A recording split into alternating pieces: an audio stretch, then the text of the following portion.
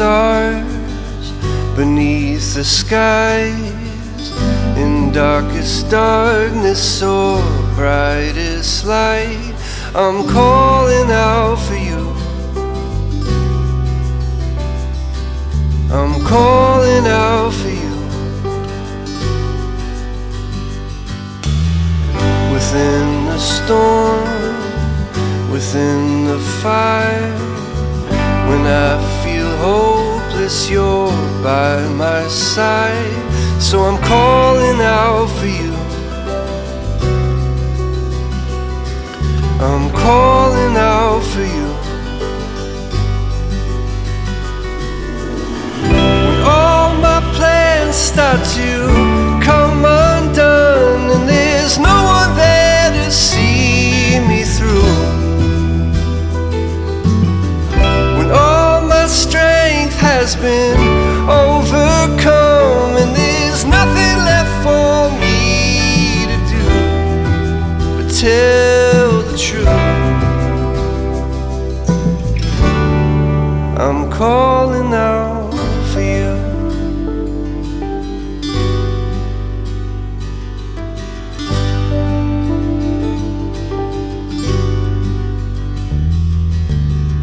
When I am strong, when I am weak, if I feel forgotten, you remember me. I'm calling out for you. I'm calling out for you. When I am empty and all dried up, when I feel lonely and I'm not enough, I'm calling out for you. I'm calling out. When all my plans start to come undone and there's no one there to see me through, when all my strength has been overcome and there's nothing left for me to do but tell the truth, I'm calling out for you.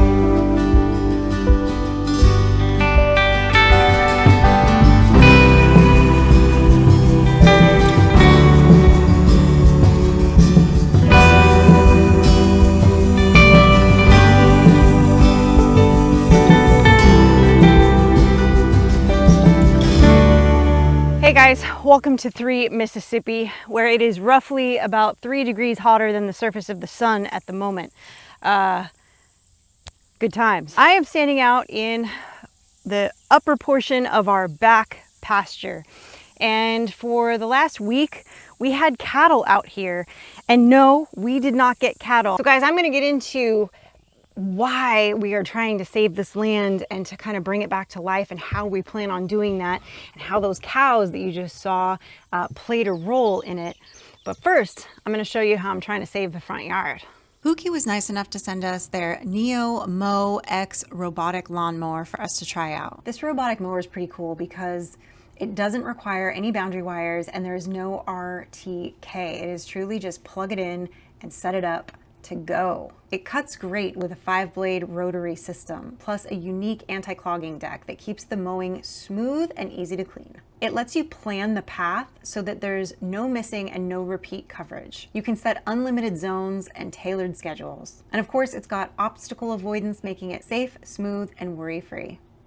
It'll avoid things like kids, pets, trees, and anything else that you might have in your yard. It has a long-lasting battery with a high capacity. And with this comes auto recharging, which reduces the charging frequency and extends the overall lifespan. You can also replace the battery, which makes it even more sustainable. It's very easy to navigate via the app. You simply set up the area where you want it to mow. You set up anything that's like a pathway or an area that you don't want it to mow in. And then of course you can set up the return passage back to its docking station, all within its mapping. It's super quiet and very easy to maintain this way and keep your yard always looking great. So I just changed the mow deck length so it's doing a shorter cut now. But you guys can hear, pretty quiet.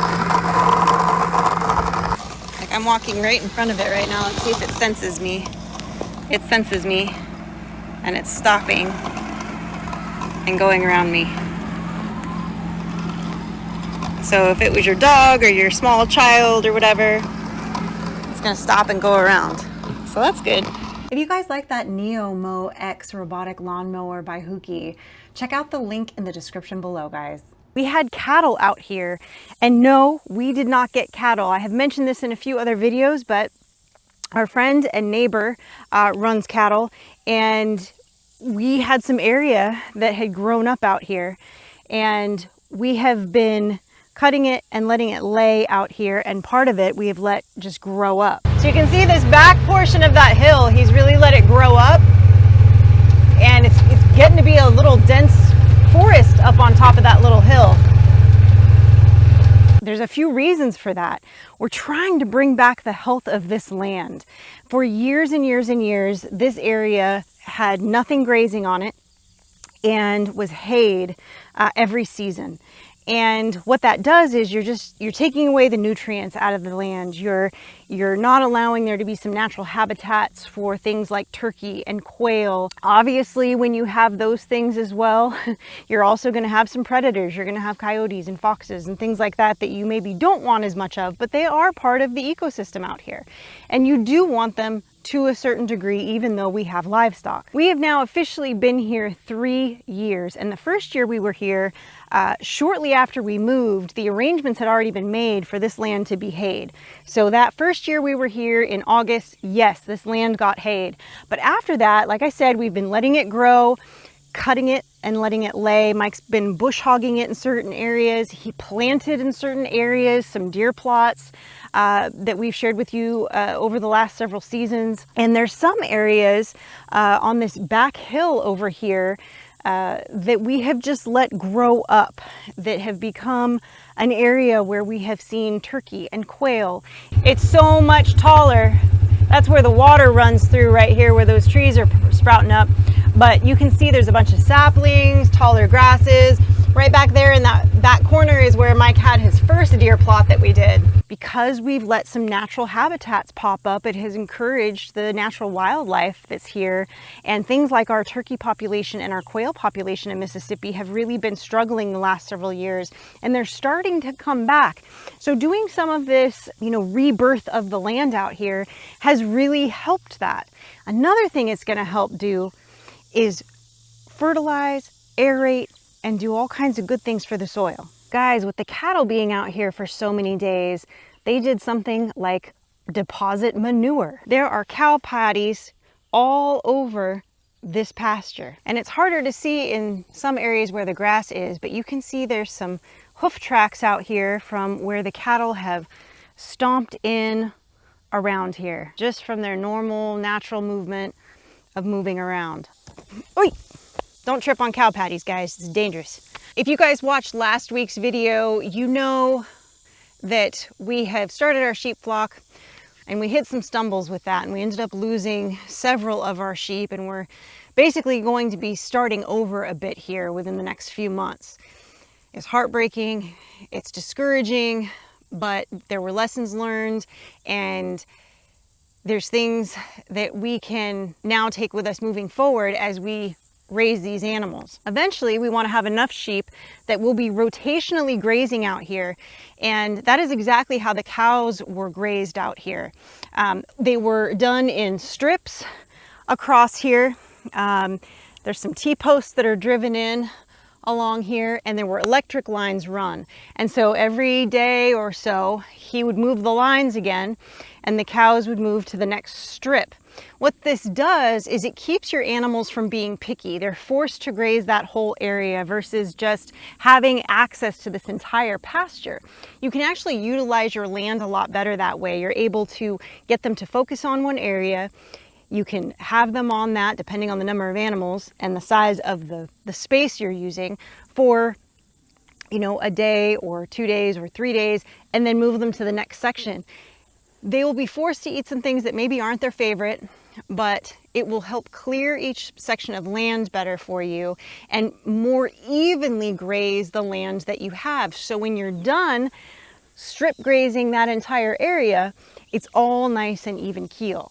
Versus if you let them have access to the entire pasture and there's maybe an area that's shadier or has a tastier treat growing on one side, and they all tend to focus on that one side, you're left with big pieces of your pasture that haven't had manure deposited on them, that haven't had the hoofs working the soil for you and aerating the soil and bringing new life into the land. And this kind of regenerative farming in conjunction with mob grazing really helps to bring back the life to the soil, really helps to bring back the flora and the fauna that we want to have out here in our pasture. Like I said, our goal at some point in the not too distant future is to be able to mob graze or strip graze our own sheep out on this pasture, and getting the pasture and the soil in better condition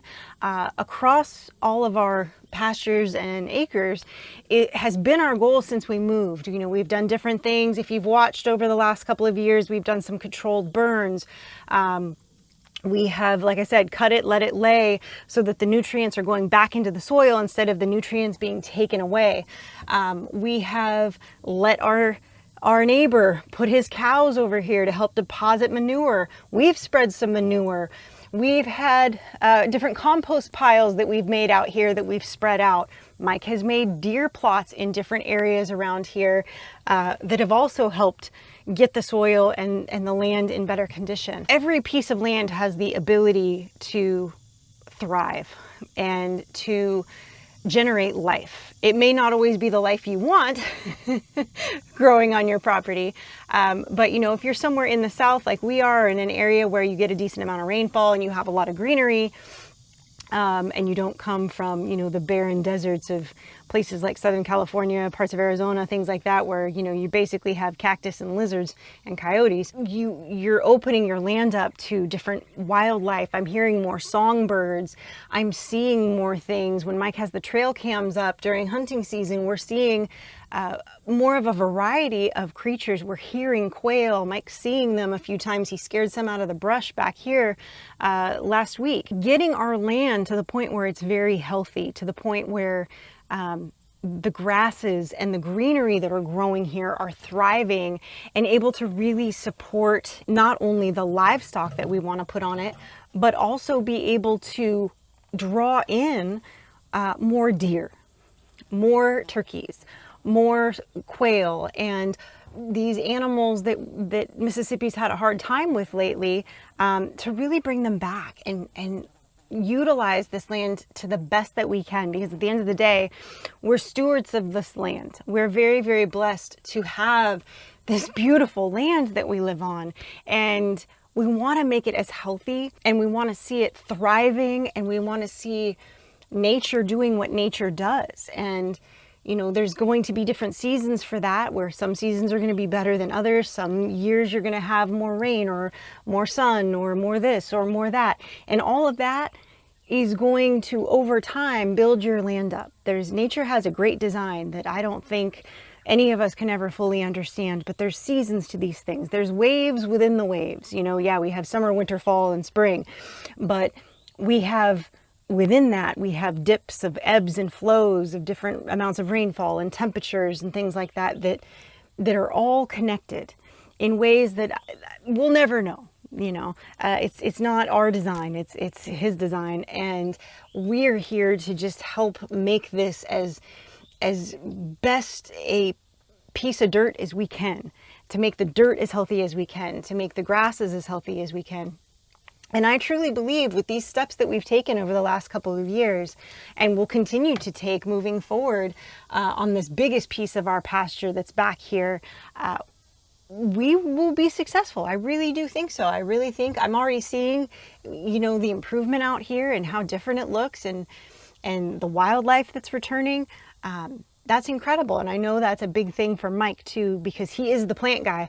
I'm the animal gal, but he's the plant guy. So I know that he's very excited to see this land really thrive and to be as best as it can, you know, to just reach its pinnacle. Sometimes doing things in a way that maybe aren't as popular in your area, or maybe aren't as, you know, well thought about, or looked upon in a pleasing way. Sometimes doing things a little bit outside the lines is the best way, is the way that nature maybe intended it. You know, if you look at the natural migration of how animals migrate on their own, you know, and if you mimic that a little bit with your animals on your property, as best you can with the space and your ability to do it, I really truly think you'll have the best results. By no means am I saying we pioneered this or anything like that. Obviously, many people that follow this way of, you know, strip grazing their animals and moving them, or you know, really letting their land come back to life. I've mentioned before, you know, Joe Salatin is a great example of that, of how he has brought his farm back to life. He's found grasses that were thought to be extinct that have come back because they were laying dormant in the earth, and they were able to come back to the surface because of the way that he works the land and lets nature really nature out there. And so that's our goal here, is we want nature to nature. We want it to do its thing. Right now nature is nature, and I'm sweating. It's a hot one. I'm schwitzing, guys. I'm schwitzing. It's very warm. I did just wash my hair and it's soaking wet again. But that's the South. So there you have it. We're here by the little oasis of trees. This is right about where Frankie got her first deer, when she was over there and the deer were over here. But you can see, I'm going to drive you guys around a little bit.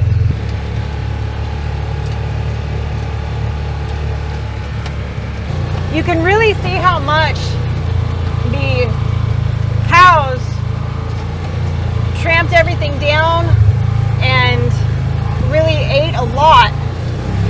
Woo. Okay. Hi there, found a bump.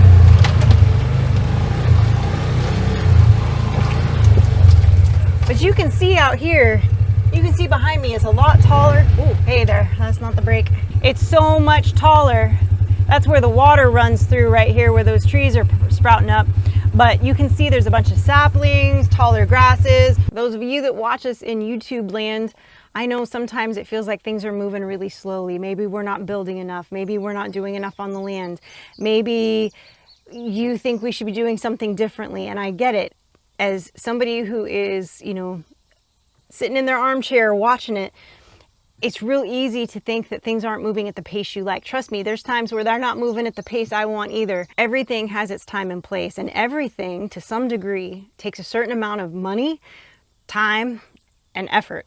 And all three of those things have to be present at the same time. I can have the effort and I can have the time, but if I ain't got no money, I can't make it happen. So everything has to come in stages. And so we're trying to do as much as we can with different things at different times as money, time, and effort allow for us to get things the way that we want them. I believe in a little bit more time, it's going to feel like a blink of an eye to us here that are doing it, but it's going to feel like forever probably for you guys. But eventually we will have this place with sheep running around everywhere, and that's going to be exciting for me. You know, maybe I can sneak in an emu and Mike won't notice.